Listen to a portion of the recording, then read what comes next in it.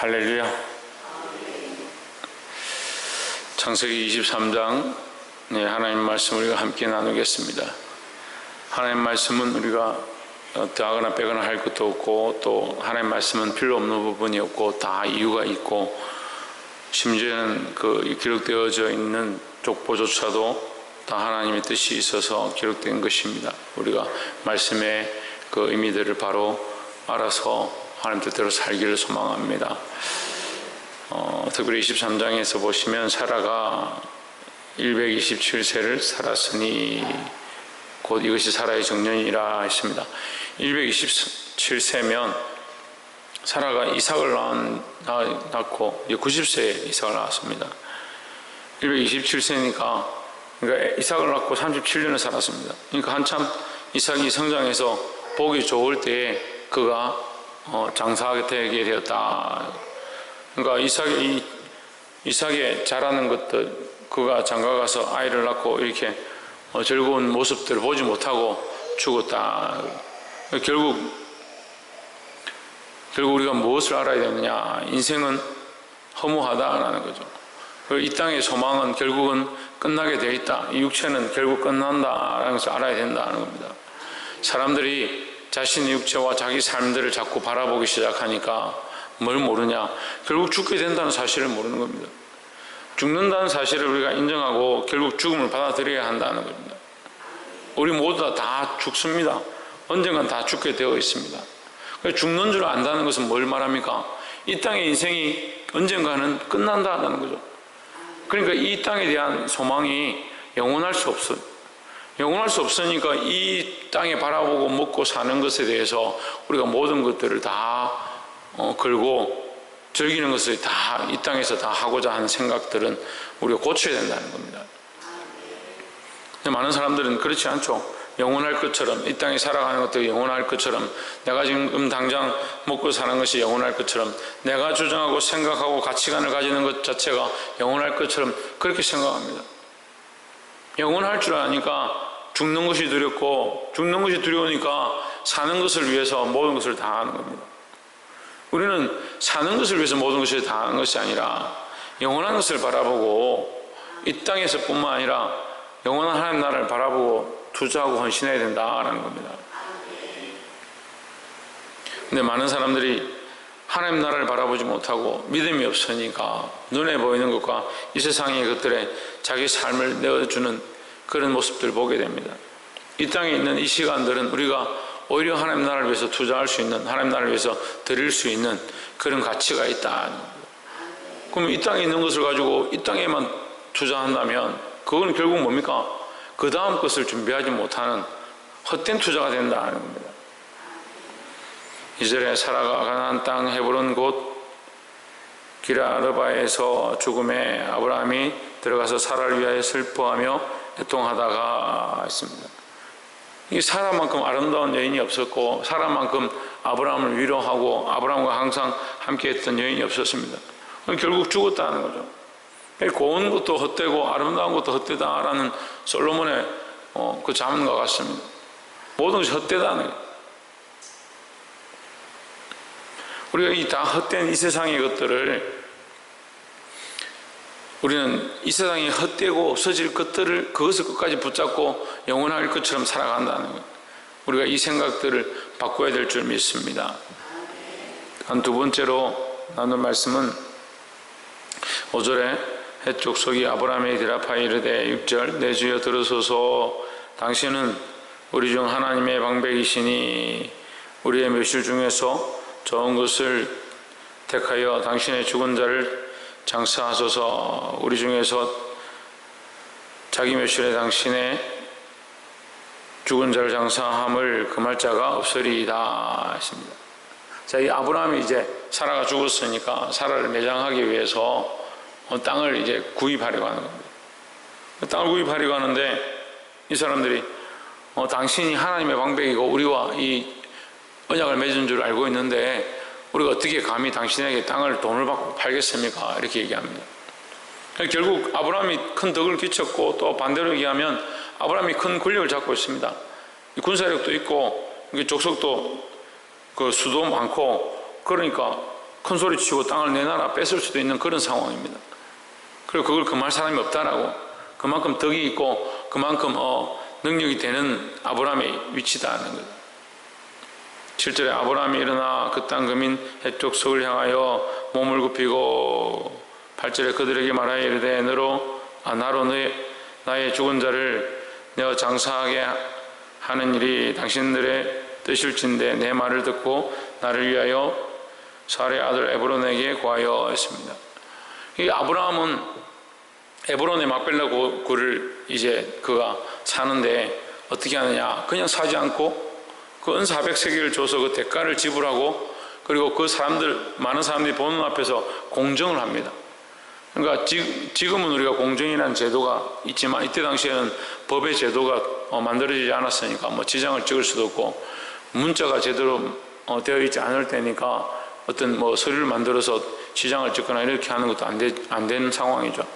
그렇지만 아브라함이 이제 지혜를 가지고 사람들 앞에서 사람들을 다 불러놓고 그 앞에서 공정을 합니다. 그 앞에서 공식적으로 얘기해라. 내가 은 400세겔을 달아서 주겠다. 이걸 뭘 말하냐면, 아브라함이 자기의 권력과 자기의 방법을 할 수 있는 것을 어쨌든 사회적 도리를 다한다. 교회는요, 사회적 도리를 다하는 것이 교회의 모습이다라는 겁니다.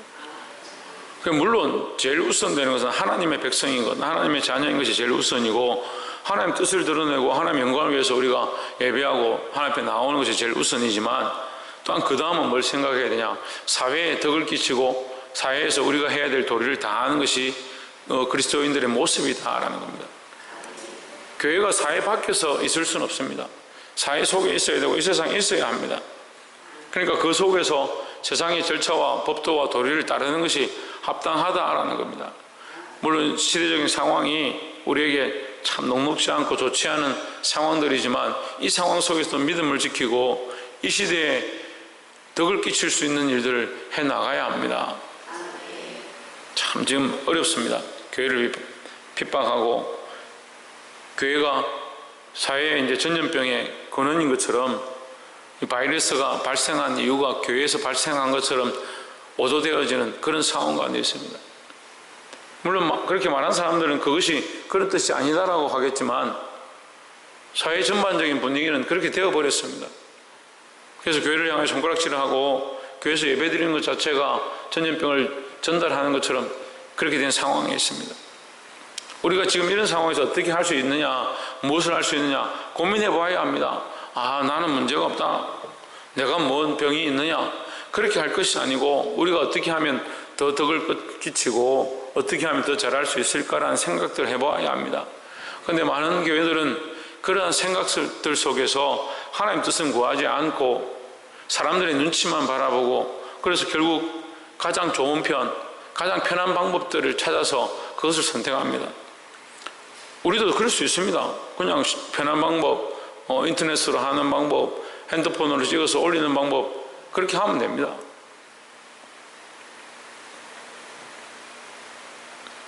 그러면 목적이 사람들을 위한 게 되고, 결국은 사람들을 위해서 우리가 예배를 드리지 말아야 되는 그런 상황이 됩니다. 늘 우리가 말씀을 나누면서 얘기하지만 우리의 중심이 뭐냐, 중심이 하나님의 영광을 위해서 우리가 어떻게 할 것이냐, 하나님이 기뻐하는 방법이 무엇이냐, 하나님 기뻐하는 방법을 위해서 우리가 어떻게 예배하고 어떻게 나아가야 되냐, 그런 생각들을 해야 합니다. 모든 비대면 예배를 제가 다 비판할 수 없고 제가 다 판단할 수 없지만 우리의 중심이 중요하다는 거죠. 중심이 중요하기 때문에 당연히 그럼 비대면 하면 되죠. 무슨 상관입니까? 그것 또한 이미 생각이, 그 중심이 자기의 편함과 사람들이 원하는 것으로 되어버렸다는 거죠. 하나님 기뻐하시는 것, 하나님 원하시는 것이 우선되어야 한다는 겁니다. 이 아브라함이 사회적 의무를 다했던 것처럼 우리가 이 지역에서도 우리에게 맡겨진 영역 가운데서도 할 수만 있으면 이 사회적 역할을 다 감당하고 하나님 기쁘시게 할 수 있기를 주의 이름으로 축복합니다. 마지막 세 번째로 13절에 그 땅 백성에 듣는데 헤브론에게 말하여 이르되 당신이 합당히 여기면 청컨대 내 말을 들으시오. 내가 그 밥값을 당신에게 주리니 당신은 내게서 받으시오. 내가 나의 죽은 자를 거기 장사하겠노라 했습니다. 자, 이날로부터 아브라함과 사라와 아브라함과 그의 후손들이 계속해서 이 헤브론의 막벨라 굴에 장사되어지게 됩니다. 자, 우리가 이것을 통해서 또한 교훈을 얻을 수 있는데, 아브라함이 굳이 왜 헤브론의 그 막벨라 굴을 돈을 주고 샀어야 하느냐. 그런데 이삭이 죽고 야곱이 애굽으로 들어가서 백성들이 번성하고 나서 결국 그들은 어디로 돌아와야 되냐면 자기 고향으로 돌아와야 되는 겁니다. 부모의 묘실이 있고 그들의 조상들이 묻힌 그 묘실 가운데 자기들도 묻혀야 된다는 그런 전통이 있으니까 결국 자기들이 고향으로 돌아와야 되는 겁니다. 이것은 우리에게 본향에 대한 의무를 얘기하는 겁니다. 우리가 어디로 돌아가야 되느냐? 하나님 나라로 돌아가야 되는 겁니다. 이스라엘 백성이 애굽을 나와서 가나안 땅을 향해 가면서 그것을 우리가 하나님 나라를 향해 가는 순례자의 삶이다. 오늘날 우리가 어디를 바라보느냐? 하나님 나라를 바라보고 이 땅에 살고 있지만 몸은 지금 이 땅에서 훈련받고 믿음으로 살고 단련되어지고 우리의 인생을 내어드리는 삶을 살고 있지만 결국 우리의 돌아가야 될 곳이 어디냐? 가나안 땅이라는 거죠. 왜? 거기에 우리의 돌아가야 될 장지가 거기 있다. 이것은 영적 의미죠. 우리가 돌아가야 될 장지가 어디냐? 우리는 이 땅에서 장사되어지고 끝나지만 우리의 돌아가야 될 영적 고향은 어디냐? 하나님 나라라는 거죠. 우리의 소속은 이 땅에 있는 것 같고 우리의 본적은 여기 있는 것 같지만 우리의 참 본향은 어디냐? 하나님 나라라는 겁니다. 결국 이스라엘 백성이 이 아브라함의 이 장사되었던 사라를 장사했던 이 막벨라 굴을 그 헤브론 땅 그것을 값을 주고 샀다. 우리가 이 값을 주고 우리 인생의 값을 주고 어디를 사느냐? 하나님 나라의 한 자리 새하늘과 새 땅에 우리가 들어갈 그곳을 사야 되는 겁니다. 어떻게 사느냐? 값을 주고 사는 겁니다. 그 인생에 이 인생에서 우리가 얼마나 하나님 나라를 위해서 헌신하고 하나님의 영광을 위해서 일했는가? 그것이 하나님 나라에 값 주고 사는 모양들입니다. 그 문은 이미 여셨습니다. 누가 여셨냐? 예수 그리스도께서 십자가의 죽으심으로 그 문을 열어놨습니다. 그럼 우리는 어떻게 사느냐? 우리의 값을 지불하고 들어가면 되는 겁니다. 근데 이 땅에 대한 희생이 없고 이 땅을 하나님 앞에 바쳐서 이 인생을 주를 위해 헌신해서 주님 나라 복음을 위해서 내 삶을 내어드려서 그 하나님 나라를 살 마음이 없다면 그건 결국 이 헤브론에 살아가는 이 사람들과 똑같다는 거죠. 소망도 없고 어디로 가야 되고 그런 것도 없고 그냥 살다가 죽는 이것밖에 없는 거예요. 오늘 이 23장에서 죽은 여인 아름답고 얼마나 사랑스러웠던지 애굽 왕에게서도 다른 왕들에게서도 이 아브라함이 거짓말을 해서 내 누이라고 할 만큼 아름답고 함께했던 의지했던 인생의 반려자 결국 어떻게 됐냐? 죽었다는 거죠. 그래서 이 땅의 소망이 아니고 이 땅의 아름다운 것들을 쫓아가는 것이 아니고 우리는 뭘 바라봐야 되냐? 영원한 하나님 나라를 바라보고 하나님 나라의 소망을 가져야 된다라는 겁니다. 이 어려운 시국 가운데 우리가 이 사회적으로 어떠한 덕을 끼칠 것이냐 그것들을 고민하고 다시 복음 앞에 서고 하나님을 기쁘시게 하고 이 땅에 많은 희생들이 있을지라도 하나님 나라의 영원한 소망을 들 수 있는 우리 인생을 팔아서 우리 값진 진주를 팔아서 우리가 가진 모든 소유를 팔아서 값진 진주가 묻힌 그 밭을 샀던 것처럼 그 천국의 비유처럼 우리도 우리 지금 이 땅에 많은 것들을 팔아서 이 삶을 희생해서 하나님 나라를 살 수 있는 하나님 나라를 소유할 수 있는 저와 여러분 되기를 주의 이름으로 축원합니다. 기도하겠습니다.